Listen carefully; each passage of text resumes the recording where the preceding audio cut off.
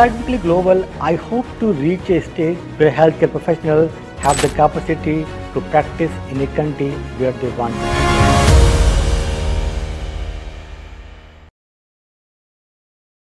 सब बच्चे बोलते हैं कि मेरे को आईआईटी में जाना है या मेरे को जो है एम्स में जाना है, तो आपको क्या बोलते थे, आप क्या बोलते थे उस टाइम पर? हमारे यहाँ एक कल्चर था एक्चुअली सर, जो आपने बोला कि चॉइस सबके पास है। एक्चुअली बोर्ड अलाउ करती है कि आप मैथ्स बायो ले सकते हो, आप फिलोसफी के साथ फिजिक्स भी पढ़ सकते हो। सर पर स्कूल कौन कौन और लोग जो हेल्प करते हैं, maybe nurse, other pharmacist या मे बी लैब टेक्नीशियन, मतलब कितने लोग होते हैं सीएससी पीएचसी में जनरली? कि अगर आप एक गवर्नमेंट ऑफिसर हो, कभी मतलब काफ़ी सारे स्टेट में ग्रुप ए दिया जाता है, काफ़ी सारे ग्रुप भी दिया जाता है, तो you are a senior officer, तो आपके पास वो एक्स्ट्रा पावर्स है कि आप अपने स्टाफ को, मतलब आपकी स्टाफ की आपको आप मैनेज कर सकते हो।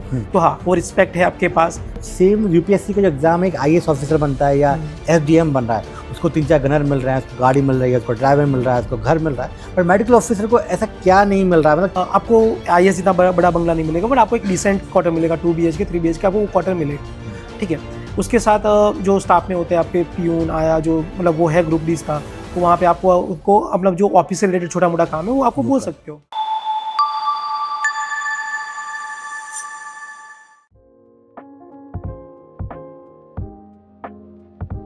Hello everyone, welcome to you all once again in another podcast. Today is our first जो है पॉडकास्ट किया हमने हेल्थ केयर टॉक करके, राइट? तो जो health care professional change something they achieve big in their life, and हम लोग उनसे बात करेंगे, जानेंगे इन देयर जर्नी, एंड आपको उससे क्या सीख मिलेगी आपके अपनी लाइफ में, मोटिवेशन फॉर यू कि आपको करना चाहिए या नहीं। टुडे जो फर्स्ट पॉडकास्ट में है doctor Prateek with us, he is a government medical officer, तो जानेंगे गवर्नमेंट मेडिकल ऑफिसर जो होते हैं उनकी लाइफ में कैसे बन सकते हो आप, क्या एलिजिबिलिटी होती है, कौन सा एग्ज़ाम होता है, कितनी सैलरीज मिलती है, क्या मार्क्स मिलते हैं, और क्या क्या प्रॉब्लम्स दे फेस करते हैं। एक साइड तो गवर्नमेंट बोल रही है कि हमको डॉक्टर्स नहीं मिल रहे हैं, दूसरी साइड में डॉक्टर्स हैं, they are not willing to work in governments, right? ऐसे बहुत सारे आपको एक जो है स्टोरीज मिलती हैं, तो we will talk to doctor Prateek. Hi doctor Prateek. Thank you so much for sir inviting me here. I'm really excited about to tell my story. Yeah. Dr. If you can just give us your, first of all, why you choose MBBS or medicine? Okay. What was the motivation to choose MBBS? So sir, honestly बोला जाए तो मैं एक शिकार हूँ Asian parental syndrome का, जिसको बोलते हैं कि हाँ कि बेटा डॉक्टर बनेगा, इंजीनियर बनेगा। तो लकीली पढ़ाई में पहले से अच्छे मार्क्स आते थे, तो एक था कि हाँ कि डॉक्टर बनो, इंजीनियर बनो। 12th में भी मेरी मैथ्स और बायो दोनों ही थी, तो मुझे हमेशा से ऐसा था कि मैं इंजीनियर बनना चाहूँगा। बट कुछ चीज़ें ऐसी हुई और मैंने नीट क्रैक किया, और पीयर प्रेशर को लेके, सोसाइटल प्रेशर को लेके मैंने MBBS ले लिया। तो मैंने अपने मतलब आपके स्कूल में आप बोलते थे कि मैं इंजीनियर बनूंगा, बट सोसाइटी के प्रेशर और फैमिली का, देन आपने नीट दिया, क्लियर किया, then you become a doctor, right? Yes sir, मतलब बात ये हो गई थी कि एक ही दिन मेरे पास NIT सूरत और GMC सूरत दोनों के ऑफर लेटर, मतलब एडमिशन लेटर मेरे हाथ में थे। दिस इज गुड डॉक्टर प्रतीक की, लाइक जो मेरे टाइम पे क्या था, यूपी में क्या होता है कि you need to choose whether you want to go PCM और PCB, you can not mix basically, right? तो मेरे पास चॉइस नहीं था, मैंने बायो किया तो मैं बायो में ही जाऊँगा। मेरे को अभी 10th के बाद में इंडिया में जो ना यूपी में स्पेशली आपको चूज़ करना पड़ता है, और उसके then you can pursue same stream, but doctor Pratik के पास दोनों ऑप्शन थे, you can become a engineer, you can become a doctor. तो यस, ओके। तो डॉक्टर प्रतीक, आपकी क्लास में कितने बच्चे थे? मतलब ऐसे बहुत सारे बच्चे होंगे 10th में और स्कूल में, राइट?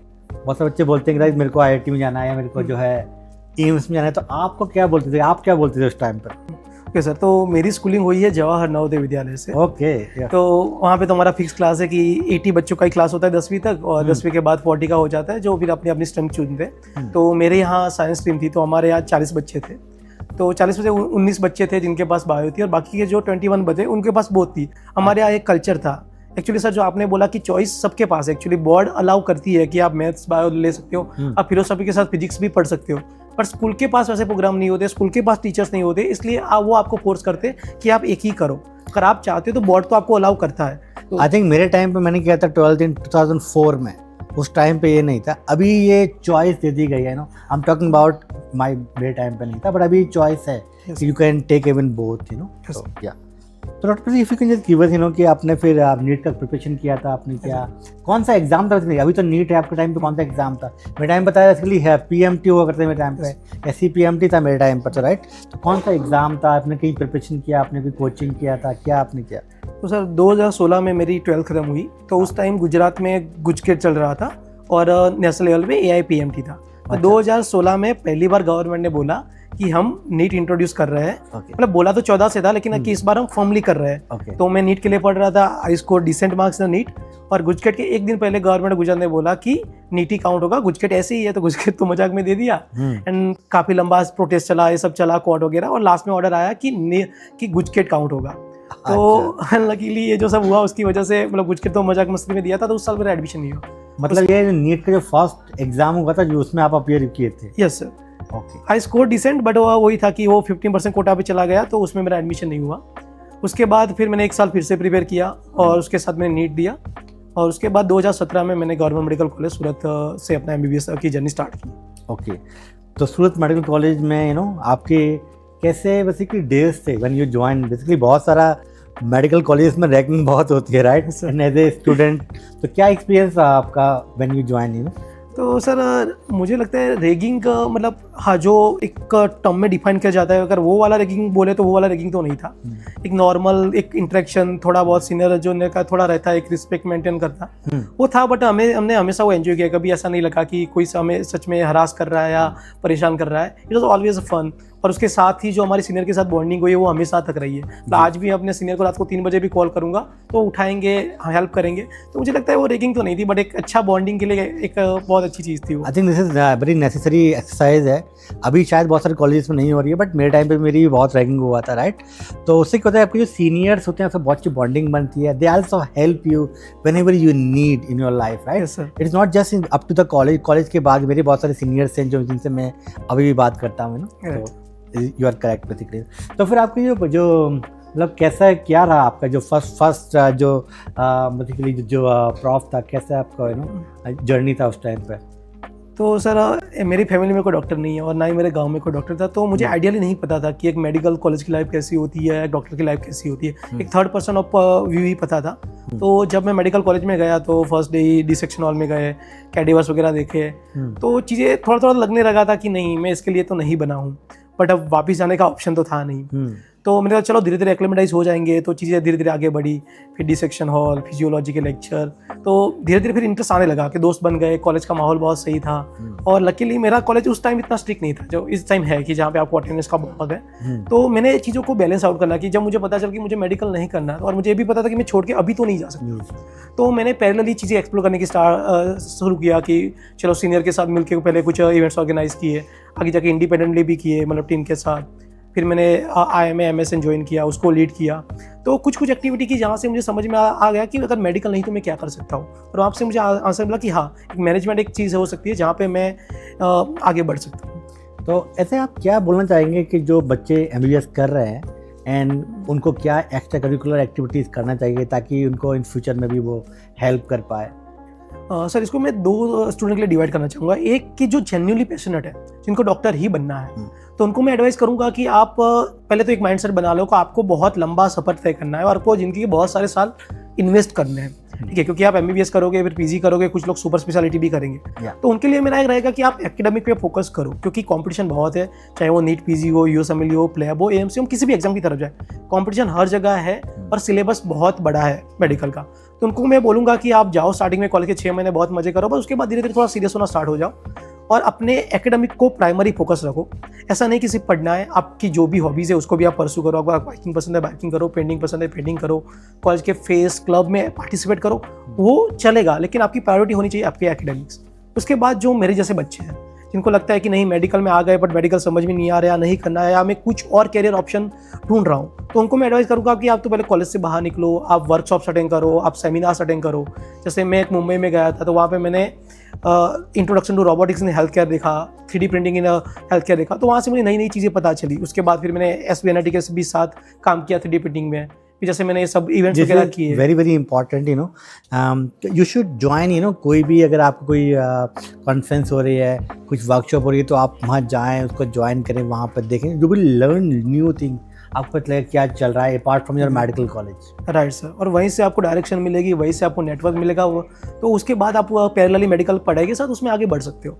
तो आपका ऐसा कौन सा सब्जेक्ट था बहुत ही फेवरेट था, और कौन सा लगता है मेडिकल में जिसमें आपको बहुत ही यार ये सब्जेक्ट मैं क्यों पढ़ रहा हूँ? मुझे सबसे पहले तो एनाटॉमी लाइक मुझे ऐसा लगता था कि मैं क्यों ही पढ़ रहा हूँ, मतलब क्या है हर बोन का अटैचमेंट, मतलब इतनी डिटेल जान के मैं क्या करूँगा। मतलब आई अंडरस्टैंड कि उसकी नीड होती है, बट उस टाइम मुझे ऐसा लगता था कि ये क्या ही है, मतलब कितना रटूँ मैं।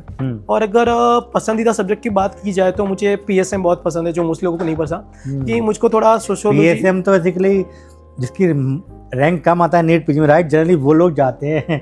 Generally everyone want you know कि पेडियाट्रिक्स मेरे को मिल जाए, सर्जरी मिल जाए, या मेरे को इंटरनल मेडिसिन मिल जाए ना।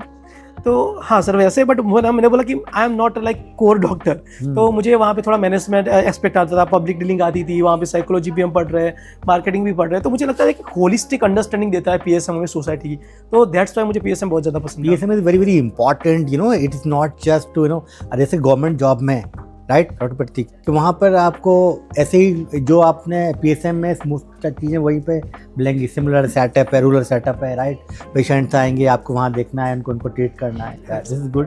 तो ठीक है doctor Prateek, apart from this you know कि when you are in your final year, तो आपको क्या समझ में आया कि यार मेरे को यू ऑलरेडी बात क्लियर कि मेरे को इसमें ज़्यादा इंटरेस्ट नहीं है, तो मुझे कुछ और करना चाहिए, बट जनरली जो लोग फाइनल ईयर में होते हैं बहुत सारे लोग परेशान रहते हैं ना कि मुझे USMLE करना है, या मुझे नीट PG करना है, या कुछ लोग का यार नहीं मेरे को तो गवर्नमेंट जॉब करना है। तो मतलब ऐसा क्या था, मतलब आप क्लास में 40-60 जो बच्चे थे? तो सर जितना मैंने सीखा है मुझे ये समझ में आया कि जब तक आप करोगे नहीं तब तक आप समझोगे नहीं। अगर आपको लगता है कि आपको टेक फैसिनेट कर रहा है, आप जाओ, सीखो, कुछ बनाओ, 4 लोगों से मिलो।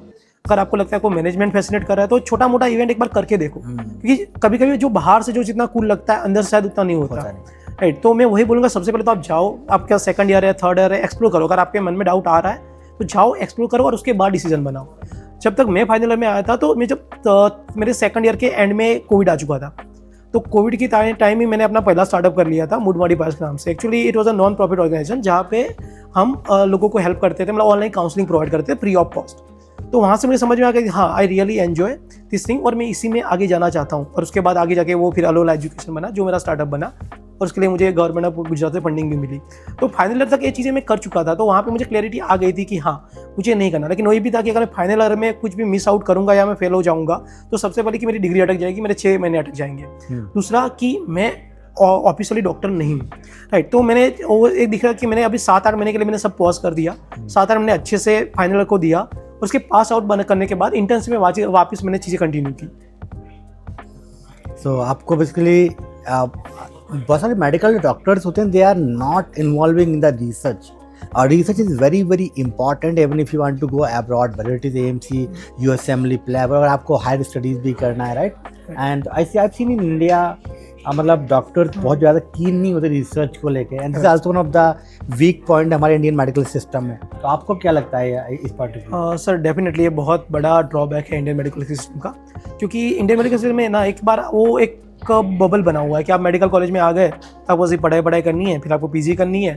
तो वहाँ पे हम एक्स्ट्रा करिकुलर है, रिसर्च है, उसको इतना एम्फसाइज करते नहीं है। जैसे ICMR के प्रपोजल आते हैं, जो वो वही बच्चे करते हैं जिसको नीड है। फॉर एग्जांपल USMLE वाले करते हैं कि उनको रिज्यूमे स्ट्रॉन्ग बनाना है, बट मुझे पर्सनली लगता है कि हमें रिसर्च में एम्फसाइज करना चाहिए बहुत ज़्यादा। मिलता है कि अगर when you are in medical school definitely you should do it, but small project, survey ही कर लो अपने किसी फार्माकोलॉजी के प्रोफेसर को पकड़ के, या कोई PSM के प्रोफेसर को पकड़ के आप कर सकते हो ना। और जिसमें आपका पैशन, इसमें आपको करना है, for example you want to become कल को आपका पेडियाट्रिशियन बनना है, तो आप पेडियाट्रिक्स में कोई एक सर्वे करके देख सकते हो आप, मतलब कुछ भी छोटा मोटा रिसर्च करो और पब्लिश करो उसे किसी आप ISI, PubMed या ऐसे किसी अच्छी जर्नल में, वो आपको लाइफ लॉन्ग आपका एडवांटेज रहता है, डेफिनेटली वो आपको करना ही चाहिए। और सर इसमें मैं ये एड ऑन भी करना चाहूँगा कि जैसे गवर्नमेंट, जैसे ICMR ऑर्गेनाइजेशन है, तो अगर आप अपना प्रपोजल सबमिट करते हो और वो सिलेक्ट करते हो तो वो लोग फंड भी करते हैं। यस। तो आप अच्छी रिसर्च भी कर सकते हो, जिसके लिए आपको फंडिंग भी मिलेगा, आपको रिकग्निशन भी मिलेगा, और अपने प्रोफेसर के साथ अच्छी बॉन्डिंग भी ऑब्वियसली होगी।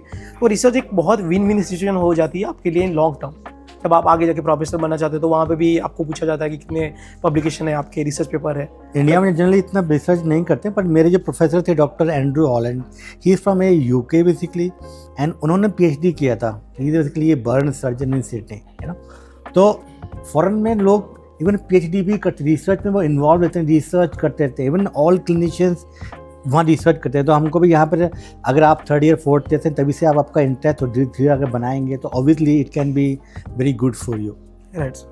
तो once you complete doctor Pratik, then आपने क्या किया, मतलब गवर्नमेंट जॉब था, प्राइवेट जॉब था, क्या किया आपने? मैंने MBBS करने के बाद मैंने गवर्नमेंट जॉब ज्वाइन किया। मैंने तो गवर्नमेंट मतलब why you choose government job, you know, तो एंड क्या रीजन थे इसके? एंड स्पेशली यू नो बहुत सारे लोगों को लगता है यार गवर्नमेंट जॉब इतनी आती ही नहीं है या जॉब बहुत मिलना मुश्किल है, क्या है आपके साथ? ओके सर, तो सबसे पहला जो मैंने जॉब ज्वाइन किया वो अंडर मेरी बॉन्ड ड्यूटी था कि अगर मैंने गवर्नमेंट मेडिकल कॉलेज से किया है हाँ। तो मुझे करना पड़ेगा। लेकिन ये हाँ, लेकिन ये मैं बहुत ज़्यादा क्लियर था कि तो ये हाउ मेनी इयर्स का ये बॉन्ड होता है जनरली? जब मैंने किया 2016 में, तब गवर्नमेंट ने गुजरात में 3 साल का बॉन्ड था, 3 साल और 5 लाख। अभी वो चेंज करके हो गया है 1 साल और 20 लाख। अच्छा, 1 साल आपको जॉब करना है या फिर आप 20 लाख रुपए आप गवर्नमेंट को दीजिए। Right. तो ये जो जॉब होती है 1 ईयर की, इट इज रूरल एरिया में करना होता है या कहीं भी कर सकते हो आप? इज अप टू यू, या गवर्नमेंट बताएगी आपको यहाँ जाना है? सर पहले ऐसा होता था कि वो मोस्टली रूरल PSC में करते थे, बट अभी प्रॉपर काउंसलिंग होता है। आपका जो मेरिट बनता है, वो जो आपकी रैंक होती है फाइनल के, उसके बेस पे आपको चॉइस फिलिंग करना होता है। तो उसमें रैंक किस में, ये MBBS में? हाँ, MBBS की रैंक। तो उसमें आपको चॉइस फिलिंग करना होता है। उसमें सारे ऑप्शन है, उसमें मतलब टर्शरी केयर हॉस्पिटल भी है, उसमें PSC भी है, उसमें अर्बन PSC भी है, मोबाइल वैन भी है, और जो इंश्योरेंस के मेडिकल ऑफिसर। तो मतलब वहाँ पे आपको बहुत सारे ऑप्शन मिलते हैं, बट वही कि आपके आगे रैंक क्या है और उसके बेस पे आपको पोस्टिंग मिलेगी। This is really good, you know. तो doctor Pratik, is there any apart from this, ऐसे कौन कौन से एग्जाम होते हैं किसी को गवर्नमेंट डॉक्टर बनना है, कौन सा एग्जाम पास करना पड़ता है? ओके, तो सर सबसे पहले सेंट्रल से बात करते हैं। तो सेंट्रल गवर्नमेंट का UPSC हर साल एक एग्जाम कराती है, CMS करके, combined medical services. UPSC same like जो IAS का एग्जाम कराती है वही करते हैं? बॉडी वही है, लेकिन इसका एग्जाम अलग से है, और एग्जाम अगले संडे ही है एक्चुअली। ओके, तो नेक्स्ट संडे ही UPSC CMS का एग्जाम है। हाँ। तो अगर आप वो क्लियर करते हो तो आपको पोस्टिंग मिलेगा। आपको अगर जो सेंट्रल लेवल के गवर्नमेंट कॉलेज है वहाँ पे आपको दिल्ली में पोस्टिंग मिल सकता है, आपको रेलवे में मिल सकता है। तो उसके कुछ है जहाँ पे आपको पोस्टिंग मिलेगा। उसके अलावा हर स्टेट के अपने एग्जाम आते हैं। जैसे गवर्नमेंट ऑफ गुजरात है तो वो GPSC करवाता है, उसका आता है GMS, गुजरात मेडिकल सर्विसेज का, राइट। तो आप उसका एग्जाम दोगे और उसके बाद कहीं कहीं एक एग्जाम है, कहीं 2 है। और बट यार आई मीन गवर्नमेंट को तो डॉक्टर मिल ही नहीं पा रहा है, राइट? तो फिर ये इतना एग्जाम झमेला, इतना UPSC एग्जाम क्यों ले रही है? मतलब बिकॉज एग्जाम का मतलब है जहाँ बहुत सारे लोग एग्जाम में अपीयर कर रहे हैं, मतलब लोगों को छांटना है कि भाई 100 लोग बैठे, हमको 2 लोग ही चाहिए, 5 लोग चाहिए, तो एग्जाम करने का ठीक है। एक साइड में क्या हो रहा है कि डॉक्टर्स के लिए मतलब हॉस्पिटल में वैकेंसीज खाली रहती हैं, डॉक्टर मिलते ही नहीं, यानी कि स्पेशली रूरल एरियाज में। तो सर इसमें मतलब मुझे जो दिक्कत समझ में आ रहा है इसमें होता है कि CMS का भी पैटर्न वही है जो नीट PG का है। मतलब क्वेश्चन वही है, सिलेबस वही है। तो आप जो नीट PG के लिए पढ़ोगे आप वही CMS के लिए भी पढ़ोगे, वही आप GPSC के लिए भी पढ़ोगे। तो होता क्या है कि जो बच्चों ने अच्छे से पढ़ा है वो नीट भी निकाल देते हैं, वो CMS भी निकाल देते हैं, वो GPSC भी निकाल देते हैं। मोस्ट ऑफ लोगों की प्रायोरिटी होती है कि उनको PG में जाना है। तो जो लोग सिलेक्ट हुए हैं उसमें से मेजोरिटी चले जाते हैं PG में, और बहुत कम लोग ज्वाइन कर पाते हैं। तो गवर्नमेंट को लग रहा है कि हमें डॉक्टर्स नहीं मिल रहे हैं। तो मुझे लगता है इसमें कोऑर्डिनेशन की जरूरत है। आप एक कंबाइन एग्जाम कराओ या किसी के रैंक के कुछ एक मॉडिफिकेशन जरूर है पॉलिसी में, या फिर आप वेटिंग लिस्ट को बढ़ाओ। तो आपको वो बच्चे मिल जाएंगे कि जिनको PG नहीं मिल पाया, PG नहीं करना चाहते, वो गवर्नमेंट जॉब में आए। एग्जैक्टली, बिकॉज गवर्नमेंट बहुत सारे टाइम पे आपने देखा होगा न्यूज़ में कि भाई ये इतनी PSC खाली पड़ी है, डॉक्टर नहीं मिल रहे हैं, इतने टाइम से वहाँ कोई डॉक्टर नहीं है, तो ये बहुत सारा न्यूज़ में आता रहता है। ऐसे ऐसे कौन से रीजंस हैं कि लोग गवर्नमेंट जॉब को ज्वाइन नहीं करना चाहते हैं? ये क्या रीज़न है आपके अकॉर्डिंग डॉक्टर की साइड से? सर मैंने अपनी 2 साल की जर्नी में एक चीज़ देखी है कि गवर्नमेंट का HR मैनेजमेंट बहुत ख़राब है। जैसे कि मैं पाटन सिटी में पोस्टेड था, तो पाटन सिटी में आइडियली जो ऑन पेपर है 3 अर्बन हेल्थ ऑफिसर होने चाहिए थे, और I think around 15 medical officer होने चाहिए थे। तो इन फर्स्ट ईयर हम सिर्फ 2 ही अर्बन हेल्थ ऑफिसर थे, कोई मेडिकल ऑफिसर नहीं था। तो एक वर्कलोड बहुत बचा क्योंकि HR है ही नहीं। सेकेंड ईयर में हुआ कि जो मेरा कलीग था उनका बॉन्ड खत्म हो गया, so I was the only urban health officer looking after the whole city. तो वो वर्कलोड बहुत ज़्यादा बढ़ जाता है, प्रेशर, और बहुत बार बोलने के बाद भी वो HR फील ही नहीं होता। तो जैसे मैंने आपको बोला कि वैकेंसी आई है 1000, ज्वाइन किया है 300 लोगों ने, तो जो 700 लोगों की खाली रही है उनका काम भी 300 लोगों को ही करना पड़ता है। तो सबसे पहले तो ये हो जाता है कि मतलब एक दिन में कितने घंटे काम करते थे आप डॉक्टर? सर आइडियली देखा जाए तो 8 to 6 टाइमिंग रहता है। पर जब आप मतलब जैसे आप PSC पे हो या जैसे मैं अर्बन हेल्थ ऑफिसर हूँ, तो हमारा जो रोल प्रोफाइल है वो प्रॉपर डॉक्टर वाला नहीं है। We are more on the side of bureaucratic role. तो जहाँ पे हमें पूरे ही डिपार्टमेंट का सब कुछ, हमारा लॉजिस्टिक भी देखना है, एचआर मैनेजमेंट भी देखना है, अगर सिटी में कुछ भी छोटा मोटा एपिडेमिक आता है तो हमें वो भी मैनेज करना है, कोई गवर्नमेंट प्रोग्राम आएगा तो वहाँ पे हमारी वीआईपी ड्यूटी भी लगेगी। तो बहुत सारे संडे भी ऑफ नहीं मिलते, क्योंकि अगर वीआईपी ड्यूटीज़ है, कुछ भी फ्लड की कंडीशन है तो आपको जाना पड़ेगा। मतलब उसमें कोई दिक्कत नहीं है, आप गवर्नमेंट एम्प्लॉय, आपको देश के लिए काम कर रहा है, तो उसको ऐसे मत दिखाई देगा। बट जस्ट मैं बता रहा हूँ, ठीक है। तो संडे को अगर आप, this is very good, you should work like 8 घंटे डॉक्टर का काम है पेशेंट को देखना। बट जो बहुत सारे जो एड ऑफ टास्क हैं, स्पेशली जो मैनेजमेंट वाले हैं, it can be done by someone else, not to the medical officer के ऊपर ही आप सारा टास्क आप डाल दे रहे हो। Right sir. तो एक वो है सबसे पहला तो आप, अगर आपको डॉक्टर ही बनना है तो आपकी क्लिनिकल प्रैक्टिस थोड़ी कंपेरेटिवली कम होती है, आप मैनेजमेंट और ब्यूरोक्रेटिक चीज़ों में ज़्यादा उलझ जाते हो। पर डे मतलब कितने पेशेंट देखने पड़ते हैं इन जनरल? सर वो तो वरी करता है, जैसे कुछ पीएससी होते हैं जहाँ पे 10-20 पेशेंट ही आते हैं, और मैंने कुछ ऐसे पीएससी भी देखे जहाँ पे 150-200 भी आते हैं।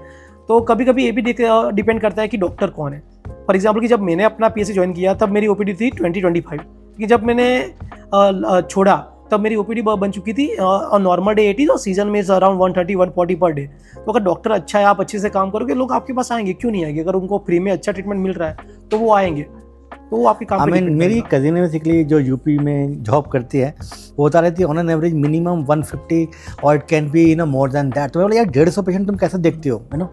उसको लगा यार मतलब टाइम एक पेशेंट पे हार्डली 2-3-4 मिनट ही देने पड़ जाते हैं। उसने बोला बुखार सर्दी खा 2-3 मेडिसिन लिखा और जाओ। तो आपका क्या एक्सपीरियंस है? 150 या 120 पेशेंट आप देख रहे हो पर डे में? तो हाँ सर, वो तो है कि फिर आप हर पेशेंट को बहुत ज़्यादा टाइम नहीं दे पाते, आपको थोड़ा चीज़ें फास्ट करनी पड़ती है। तो वो है कि जैसे हम पूरा प्रिस्क्रिप्शन भी नहीं लिख पाते ना, क्योंकि अगर बाहर ऑलरेडी 50 पेशेंट खड़े हैं तो मैं पूरा, तो फिर वही होता है कि हम उतना टाइम नहीं दे पाते, वो एक प्रॉब्लम है। और ये प्रॉब्लम ज़्यादा होती है टर्शरी केयर हॉस्पिटल में या सिविल हॉस्पिटल में, जहाँ पे मतलब रोज़ की 500 तक ओपीडी चली जाती है, राइट। तो ओवरवर्क वाला भी प्रॉब्लम है। तो यही है ना, it is not 9 to 5 job. उसके जो पेशेंट आया आप उसको भगा नहीं सकते हो, आप उसको पूरा देखना ही है, कंप्लीट करना है। जब कोई पेशेंट नहीं है तभी आप उठ के जाएंगे। इवन पेशेंट सीएससी पीएससी पे तो शाम में इवन नाइट में भी आ जाते हैं कभी, अगर आप वहाँ पर रह रहे हैं, राइट? हाँ, ये चीज़ें सर रूरल पोस्टिंग के साथ होती है।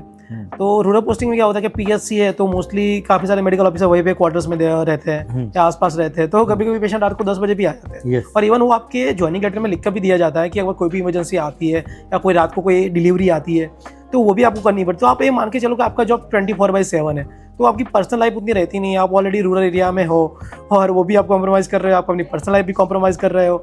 आप एक डॉक्टर हो, आप चाहते हो कि आप अच्छा क्लिनिकल प्रैक्टिस करो, तो वहाँ पे आपका बहुत सारा एफर्ट जा रहा है मैनेजमेंट में, ब्यूरोक्रेटिक चीज़ों में। डॉक्टर प्रतीक, यहाँ पे एक बात आती है, सेफ्टी वाला एक बहुत कुछ कंसर्न आता है नो, क्योंकि कोई भी छोटा मोटा नेता जो होता है ना गली का आसपास का, वो आ जाता है वहाँ पर आपसे बदतमीजी करने लगता है, medical if you are there. कभी कभी कुछ हो गया, फॉर एग्जाम्पल पेशेंट को मे बी डेथ हो गया, तो दे आर वायलेंट और दे आर ऐसा कभी इसमें आपके साथ में हुआ और आप क्या सोचते हो उसके बारे में? सर ऐसा डायरेक्ट इंसिडेंट तो मेरे साथ नहीं हुआ, बट ये चीज़ें काफ़ी कॉमन हो चुकी है इंडिया में।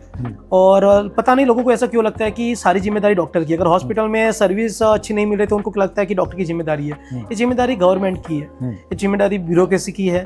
तो हमने मान लिया कि अगर हेल्थ के रिलेटेड कुछ भी है तो वो डॉक्टर का ही है, जबकि उसकी रिस्पॉन्सिबिलिटी होती भी नहीं है। तो ऐसे केसेस बहुत ज़्यादा होते हैं, वो मैंने देखा है, और वो बढ़ भी रहे हैं एक्चुअली। क्योंकि लास्ट ईयर गवर्नमेंट को डिमांड भी किया गया था कि आप अलग से लॉ बनाओ, कमेटी बैठी, कमेटी ने बोल दिया ऐसा जरूरी नहीं है। मुझे नहीं पता उन्होंने क्या सर्वे किया, क्या किया, बट ये प्रॉब्लम है और उसको सॉल्व करना पड़ेगा, वरना ज़्यादा से ज़्यादा डॉक्टर नहीं चाहेंगे कि वो गवर्नमेंट में काम करें, या फिर वो इंडिया में ही रहना नहीं चाहेंगे, जो हम ट्रेंड देख भी रहे हैं। जी।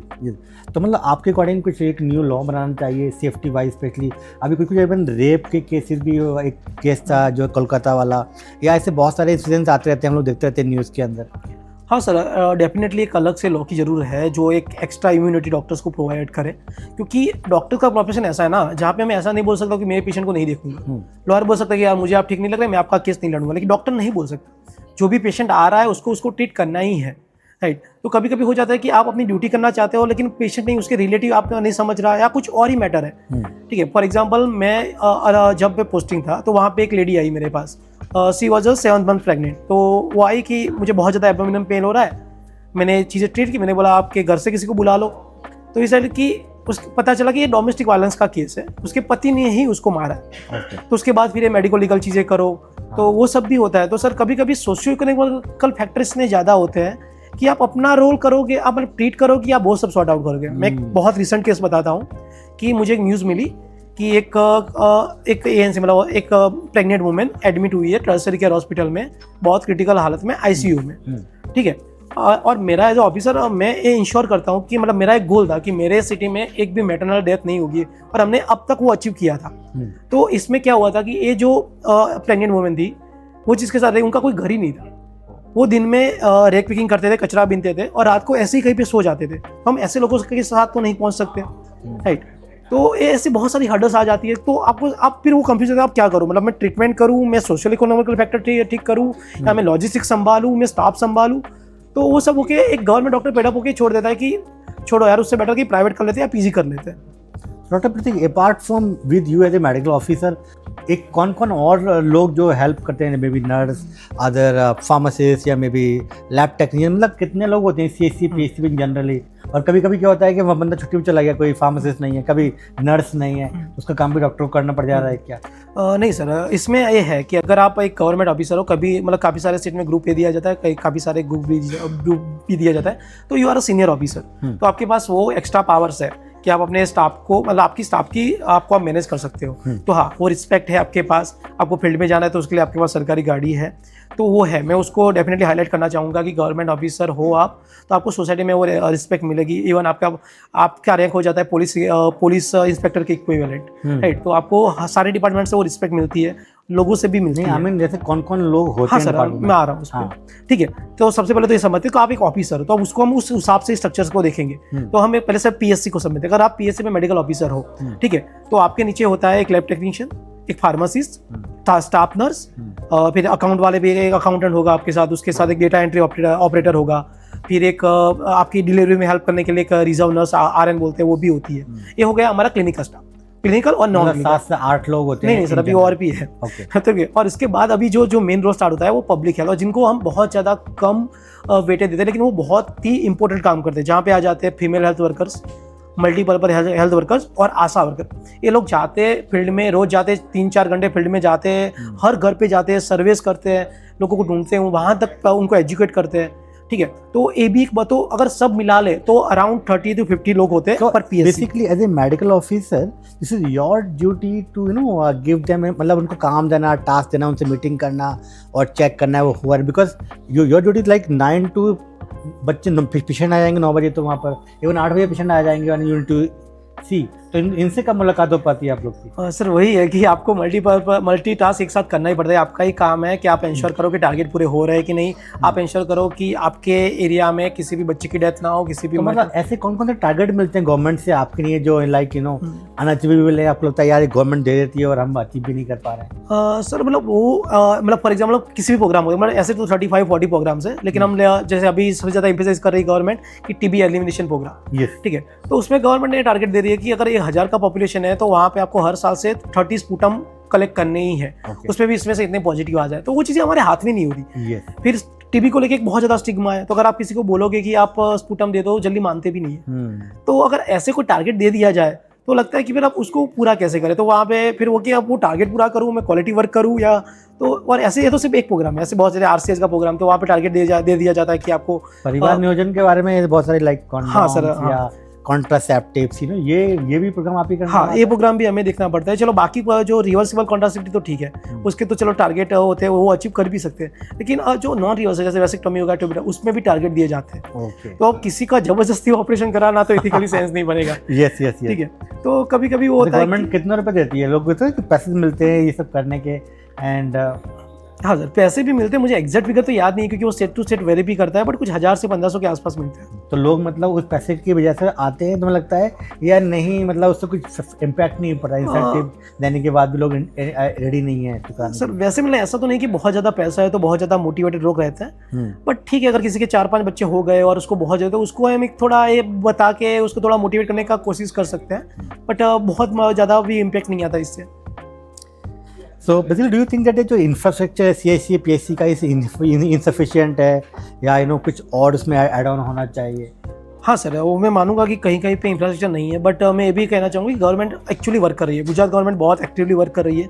जो नए PSC के डिज़ाइन आप देखोगे तो आपको लगेगा नहीं कि PSC है, बहुत अच्छे से बना रही है। तो हाँ, जो पुराने बिल्डिंग है अभी काफ़ी काम बाकी है, बट गवर्नमेंट ऑलरेडी उस पर काम कर रही है। अभी रिसेंटली एक वेब सीरीज आई थी, आई थिंक ग्रामीण चिकित्सालय, तो मैं उसको देख रहा था, तो मेडिकल ऑफिसर वहाँ जाता है फर्स्ट टाइम, एंड देखा कि उसके जाने के लिए भी रास्ता नहीं था। वो एक खेत वाले ने उसमें सारी फसल बो रखी थी, मतलब वहाँ कोई था ही नहीं, पता नहीं कब से, जस्ट लोग पेपर पे वो एक हॉस्पिटल था, बट एक्चुअली में वो नहीं था। जैसे बहुत सारे रूरल एरियाज हो सकते हैं कि जहाँ पर एक्चुअली में पेपर में तो है, बट एक्चुअली में वो रन नहीं हो रहा, बिकॉज वहाँ मेडिकल ऑफिसर जा ही नहीं रहा है, वहाँ पहुँच ही नहीं रहा है, हाँ, तो सर जो आप जो बात बोल रहे हो ना, मैं वही बोल रहा हूँ कि अगर ऑफिसर सही है, अगर मेडिकल ऑफिसर अच्छा है, हो सकता है आपके पहले कोई मेडिकल ऑफिसर नहीं था, ठीक है, तो शायद वहाँ पे काम नहीं, क्योंकि स्टाफ के पास तो वो पावर है नहीं जो आपके पास है।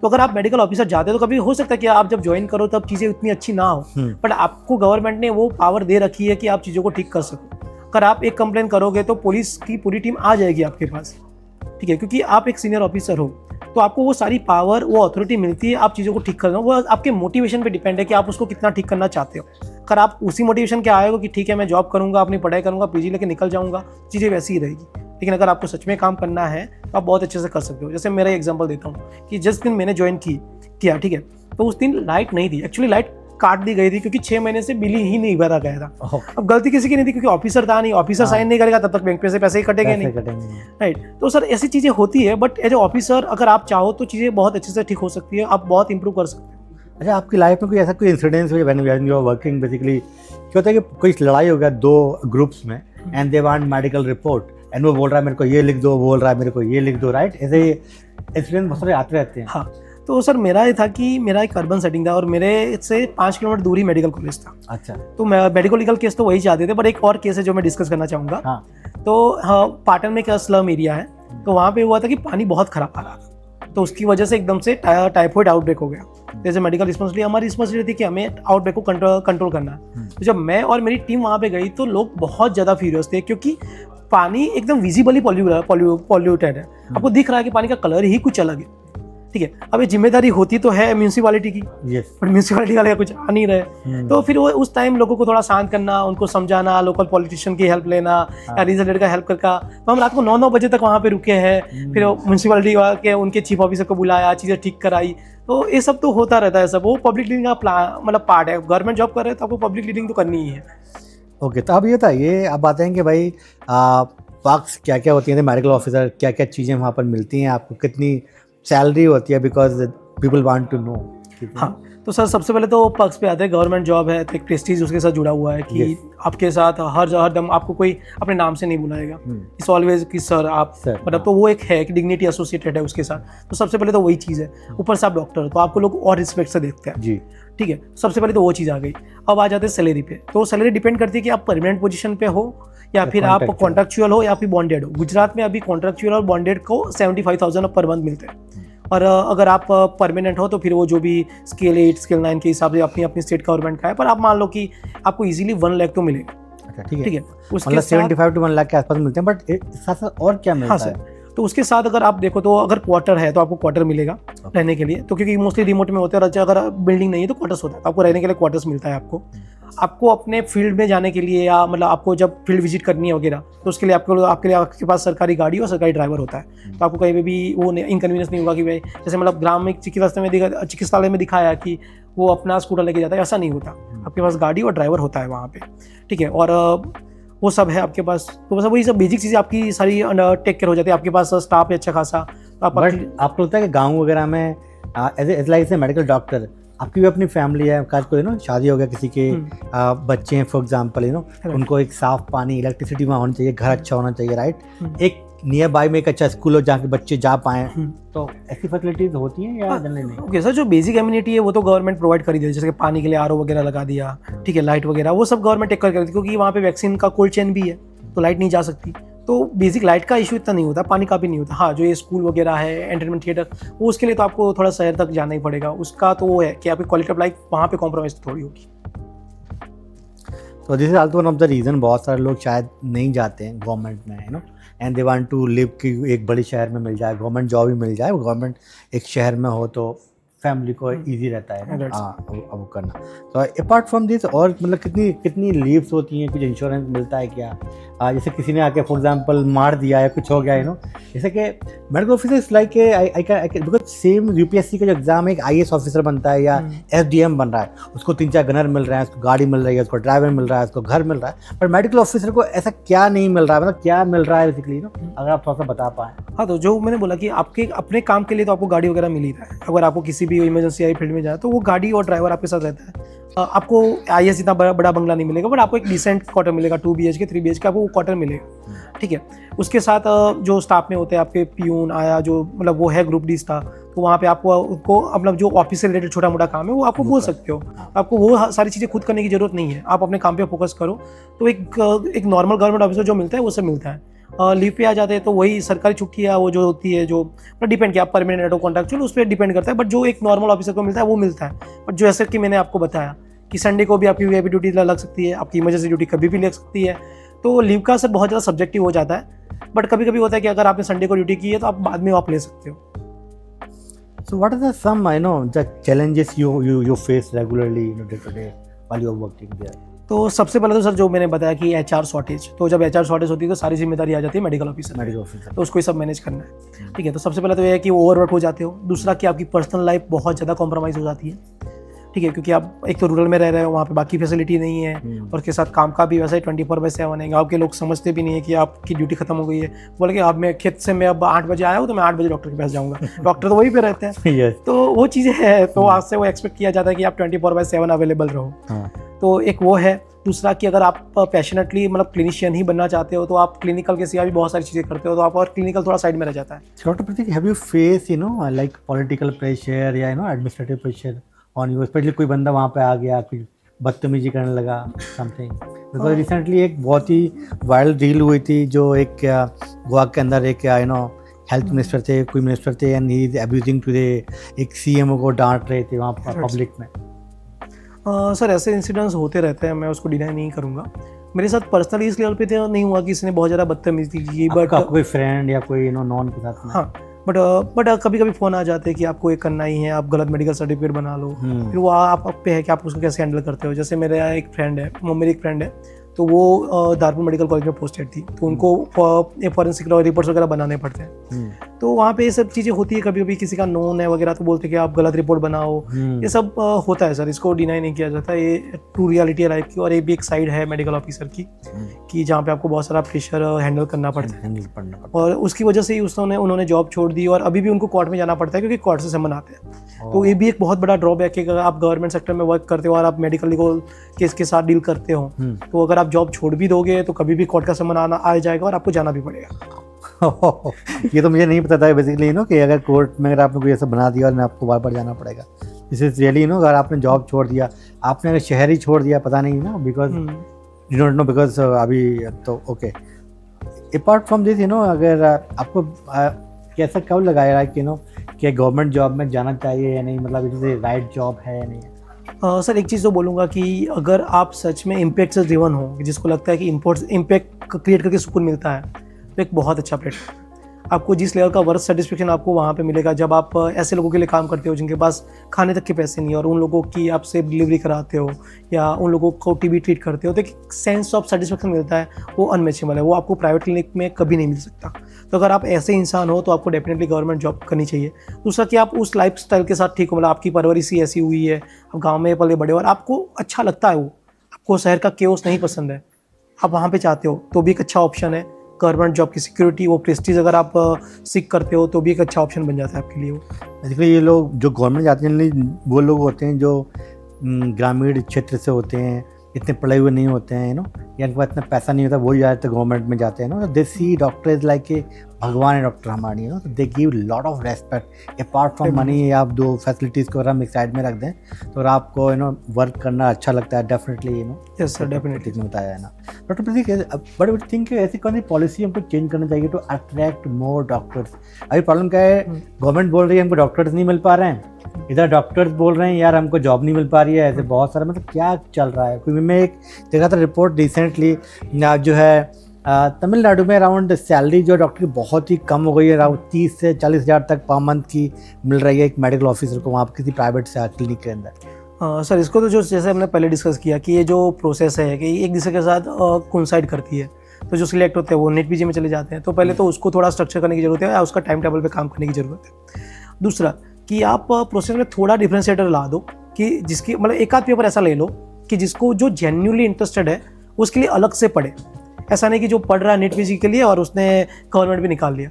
आप एक आध पेपर ऐड कर दो, पब्लिक एडमिनिस्ट्रेशन कुछ भी कर दो, जिसके लिए उसको थोड़ा एक्स्ट्रा एफर्ट्स डालना पड़े। उसको भले क्वालिफाइंग रखो, अगर आपको लगता है कि जॉब प्रोफाइल में उसकी नीड नहीं है तो क्वालिफाइंग रखो, बट एटलीस्ट रखो कि इसके लिए किसको जेन्युइन जाना है, वो थोड़ा एक्स्ट्रा एफर्ट डालेगा तो वो एक स्क्रीन होके आएंगे बच्चे। तीसरा है कि जो सेफ्टी वाली बात हुई उस पर गवर्नमेंट को काम करना पड़ेगा। और चौथा है कि मुझे लगता है कि गवर्नमेंट रोटेशन दे सकती है कि 2-3 साल आप मतलब रूरल में काम करो, उसके बाद थोड़े साल यहाँ पे करो, क्या बंदे की लाइफस्टाइल भी थोड़ा बैलेंस होकर चल सकती है। और सैलरी की बात करते हैं सर, तो सैलरी गवर्नमेंट में तो सर ठीक ठाक ही है, जो वैसे मैं बोला कि मिनिमम 60,000 है और मैक्सिमम 1.25 तक भी जाती है कुछ कुछ स्टेट में, इवन कॉन्ट्रैक्चुअल की भी।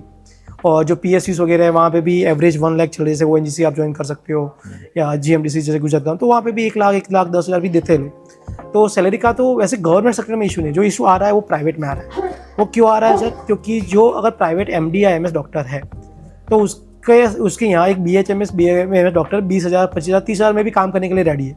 वो उसको 2-3 साल में सिखा देगा, 2-3 महीने में, और वो वहाँ पे काम कर लेगा। तो उसकी वजह से मार्केट में ओवरऑल MBBS का भी रेट कम चला गया है, क्योंकि वो सोच रहा है कि अगर मेरा काम BHMS से चल रहा है तो मैं MBBS को क्यों रखूँ। जनरली बहुत सारे लोग ऐसा बोलते हैं ना सर। तभी डॉक्टर से कोई रिजर्वेशन है, ब्यूरोक्रेसी है या करप्शन रिक्रूटमेंट पोस्टिंग्स में कुछ रोल प्ले करती हैं क्या आपको लगता है? सर वो तो जो न्यूज़ तो हम सुनते रहते हैं सारे एग्जाम में, पेपर लीक वगैरह, तो वो सब तो है, बट अभी तक मैंने डायरेक्ट करप्शन तो मतलब इसमें तो नहीं देखा, मतलब जो सिलेक्शन प्रोसेस में। बट वही है कि एग्जाम होगा कुछ एक अच्छा अभी हुआ फॉर एग्जाम्पल एग्जाम, तो रिजल्ट आएगा शायद 6 महीने बाद, कभी कभी 1 साल बाद, उसके बाद इंटरव्यू का डेट आएगा और 1 साल के बाद। तो ये प्रोसेस ये लोग इतना लंबा खींच देते हैं कभी कभी तो, और पोस्टिंग देते हैं 2.5-3 साल के बाद कभी कभी तो एक वो बहुत बड़ा फ्लो हो जाता है कि जो लोग उस टाइम सीरियस थे वो तब अब तक कुछ और कर रहे हैं। बेसिकली ऑस्ट्रेलिया में मेरा गवर्नमेंट जॉब था, गवर्नमेंट मेडिकल ऑफिसर है, गवर्नमेंट मेडिकल साइंटिस्ट बेसिकली। तो ये जो पूरा प्रोसेस था it take maximum I think maximum 3 week. मेरा इंटरव्यू हुआ, उन्होंने मुझे सेकंड राउंड किया, उन्होंने सिलेक्शन किया, उन्होंने मुझे ऑफर लेटर मैंने एक्सेप्ट किया। हार्डली टेक 3 वीक, बट यहाँ पर 1-2 साल लग जाते हैं। एक ऐड आ रहा है, फिर एग्ज़ाम होगा, एग्ज़ाम पोस्टपोन हो गया, ये हो गया वो हो गया, तो ऑब्वियसली वो बंदा कुछ और करने लगता है अपनी लाइफ के अंदर। पहले वो बनना था उसको मेडिकल ऑफिसर, ही चेंज था। Right sir. तो what is do you think that was a common public health issues specially in the rural India में आपके अकॉर्डिंग है? सर सबसे पहला जो है वो सोशल इकोनॉमिकल फैक्टर है। मैं उसमें बहुत ज़्यादा एम्फेसाइज करता हूँ, क्योंकि मैं उसको TB की दवाई तो दे दूंगा, लेकिन मैं उसको न्यूट्रिशन कहाँ से प्रोवाइड करूँगा? एज ए मेडिकल ऑफिसर मुझे उसको ट्रीट करना है, मुझे उसको न्यूट्रिशन भी देना है। ठीक है, मुझे अगर एक प्रेग्नेंट वुमेन है, मुझे उसका एनीमिया कंट्रोल करना है, तो मैं उसको दवाई तो दूंगा, बट उसका न्यूट्रिशन तो कहीं से तो करना पड़ेगा। उसके बाद ये सब जो है कि लड़का ही चाहिए। अभी रिसेंटली एक केस देखा था कि मतलब मेरे एरिया से नहीं था, बट मैं एक मेडिकल ऑफिसर के साथ डिस्कस कर रहा, उसकी 6th प्रेगनेंसी थी, क्योंकि 5 आगे लड़कियां थी, और वी लॉस्ट दैट वुमेन। ठीक है, तो सर ये जो स्टिग्मा है, लैक ऑफ एजुकेशन है, जो प्रिजुडाइस है, इस और सोशियो इकोनॉमिकल फैक्टर है, बहुत ज़्यादा रोल प्ले करते हैं। और कभी कभी आप एज ऑफिसर आपको लगता है कि ये मेरा फेलियर है, तो वो कभी कभी घर में कर जाती चीज़ है कि आपको बहुत बुरा लगता है। मतलब मेरे साथ कभी कभी हुआ है, मतलब ऐसा पाटन में डेंगू आउटब्रेक हुआ था, we are doing our best to handle everything. तो वहाँ पे एक 9 साल की बच्ची थी, और पाटन में पूरा एक भी ICU खाली नहीं है, और प्राइवेट में भी नहीं है, और उसी वजह से वी लॉस्ट हर। तो मुझे 3 दिन मतलब नींद तक नहीं आई थी कि ये मेरा फेलियर तो नहीं है। तो वो कभी कभी आप खुद को मतलब अगर कोई आप इतने सेंसिटिव हो तो आप खुद को क्वेश्चन करने लगते हो। तो ये सब चैलेंजेस है, इसीलिए मैं बोला कि अगर आप इम्पैक्ट ड्रिवन बंदे हो तो आप जाओ, वरना मत जाओ।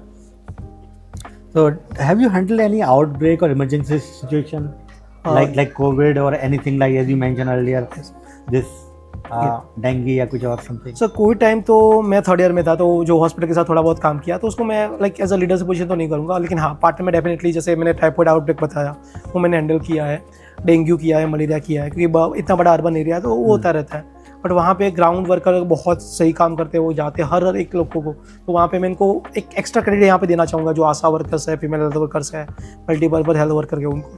तो उनको जो पैसे मिलते हैं, आपको लगता है जितना वो काम कर रहे हैं उनको इतना रिवार्ड मिल पा रहा है, या हम एज गवर्नमेंट उनको हम लोग इतना वो नहीं कर पा रहे हैं जो उनको मिलना चाहिए, रिकग्निशन या मनी या व्हाटएवर? तो सबसे पहले तो आशा वर्कर देखते थे, उनका तो मॉडल वही है कि आप जितना काम करोगे आपको उतना पैसा मिलेगा। तो आशा वर्कर को तो मुझे नहीं लगता कि वहाँ पे कोई इशू है।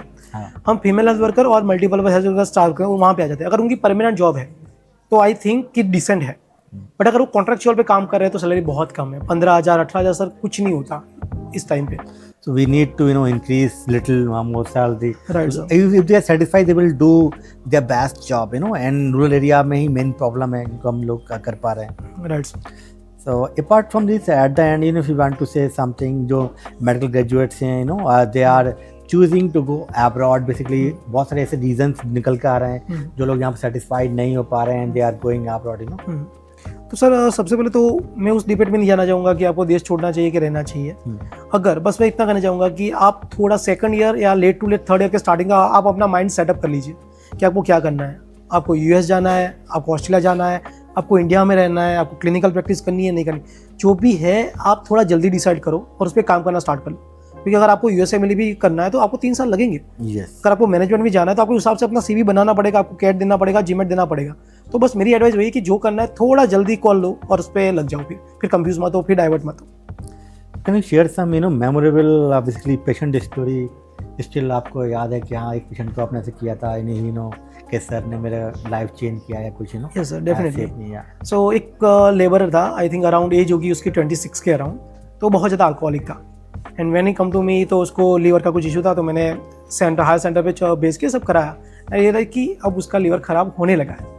सो आई काउंसिल हिम, और उसकी मम्मी को भी बुलाया, उसकी वाइफ को भी बुलाया, सबको बहुत अच्छे से काउंसिल किया। और आफ्टर 3 मंथ ही केम और ये लाइक कि सर मैंने दारू छोड़ दिया है। तो और उसके साथ उसकी बीबी जो मतलब उसकी जो वाइफ जो जितनी खुश थी ना, वो देख के लगता है कि नहीं आप कुछ अच्छा काम कर रहे हो। तो ऐसे छोटी मोटी चीज़ें बहुत खुशियाँ देती है आपको। शराब पीते हैं या कुछ ऐसे करते हैं, like they also like violent, sometime domestic violent घर में होता रहता है, तो ऑब्वियसली उसकी फैमिली उसने छोड़ दिया है, तो दे आर हैप्पी। हाँ, तो सर ऐसे ही एक और केस में शेयर करना चाहूँगा एंडिंग नोट पे। तो एक एएनसी थी, तो उनका एचपी बहुत कम था, 5 था, और अराउंड 5 या 6 मंथ की प्रेगनेंसी थी, तो बहुत ज़्यादा कम था। ब्लड ट्रांसफ्यूजन करना ही है, उसके घर वाले नहीं मान रहे रिलीजियस कि नहीं हम ब्लड ट्रांसफ्यूजन नहीं कराएंगे। तो उस टाइम फिर हमने ऐसा किया कि हमने आशा वर्कर को भेजा, वो उनको चेकअप के बहाने लेके आई, तो वहीं पे हमने बीटी चढ़ा दिया, उनको वापस भेज दिया। फिर जब डिलीवरी सब हो गई फिर उनको बताया कि ऐसा था, तो ठीक है, तब वो समझ गए कि हाँ उस टाइम ज़रूरी था। तो कभी कभी आपको ऐसी चीज़ें थोड़ा आउट ऑफ बॉक्स जाके भी करनी पड़ती है पेशेंट सेफ्टी के लिए। तो यह sir. So what is your biggest learning from this job basically, if you can? अगर मैं इसको समराइज करना चाहूँ तो सर ये बोलूँगा कि if you are satisfied by what you are doing, ठीक है, तो फिर मैटर नहीं करता कि मतलब ठीक है डिसेंट लिविंग सबको चाहिए कि सैलरी कितनी है या आपको पक्ष मिल रहे हैं, क्या आपके वर्किंग आवर्स क्या है। क्योंकि कभी कभी मैंने बहुत हेक्टिक काम किया और फिर भी at the end of the day I was satisfied कि हाँ यार लोग कुछ अच्छा कर रहे हैं, ठीक है। तो एक तो वो लर्निंग है कि वो जो बोलते हैं ना कि पैशन के पीछे भागो, दैट एक्चुअली ट्रू। इसमें कि यही हवाई बातें नहीं, आप रियली पैशनेट हो तो आप करो। तो सबसे पहले कि चूज़ पैशन ओवर एवरीथिंग, बाकी सब हो जाएगा। हाँ, मैंने हार्ड वर्क का कोई ऑप्शन नहीं है, तो एक सबसे बड़ी लर्निंग वो है। दूसरा मैंने सीखा है कि हम्बल रहो। अगर आप हम्बलनेस के साथ बात करोगे तो सामने कोई भी है आपकी बात सुनेगा, आपकी बात समझेगा। जो आपने बताया पॉलिटिकल प्रेशर, आपको उनसे लड़ना नहीं है, आप उनको शांति से बिठाओ, चाय पिलाओ, बात करो अच्छे के, सर ये सिचुएशन है, मेरे हाथ में है, मैं इतना कर सकता हूँ, मैं इतना नहीं कर सकता। तो जब आप वो हम्बलनेस के साथ ट्रीट करते हो किसी को भी, तो वो सामने आपको भी मिलता है। तो वो एक कम्युनिकेशन बहुत बड़ी चीज़ है। हम्बल रहो और पैशनेट रहो अपने काम को लेके, ये 3 सबसे बड़ी लर्निंग है मेरे लिए। So that's all for today. Thank you so much for your time, guys. And if you want, us के कौन से टॉपिक हमको बनाना चाहिए, please leave a comment and please share these stories with others who need it. And yeah, thank you so much. Thank you so much, sir.